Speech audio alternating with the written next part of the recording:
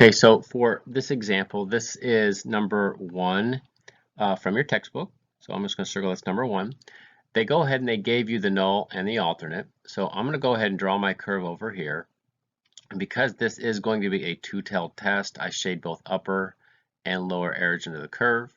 The problem says alpha is 0.05. I'm going to write that right over here. Alpha is equal to 0.05. So anytime you have a two-tailed test, you have to divide that in half. So each tail is technically 0.025. And then when I do that, because your alpha level and your critical values are tied together, I can then look up my critical values. This is a Z table because let me go back. They do give you sigma known. Sigma known in this case is going to be, it looks like it's 5. So because it's sigma known, I pasted in the Z table down here. So to look up my critical value, we know that this area is 0.475, each of them is.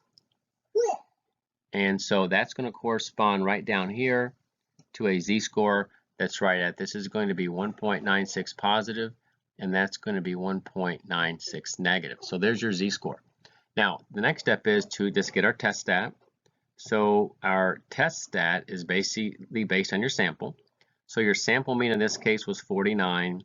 The hypothesized mean is 50. Sigma was given at 5. And your sample size was 36. So if you plug all that in, you're going to get a negative test stat that's right at negative 1.2. You then compare that to see if it's in a rejection area, which it is not. So just right there, your conclusion, you know right away, is going to be fail to reject the null. Now, to get the p-value aspect of this, you basically just look up the absolute value of 1.2, go back down to your table, and we know that that's 0.3849. So you would basically take 0.5 minus 0.3849, and that would normally be your p-value if it was just a one-tailed test, but because this is a two-tailed test, you would then have to take that value and multiply that by 2.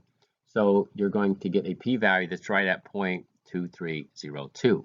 So you then can compare that to alpha again. Alpha in this case is 0.05. 23% is not less than or equal to 0.05, so you get the same conclusion that you do by comparing just the critical values, which is fail to reject.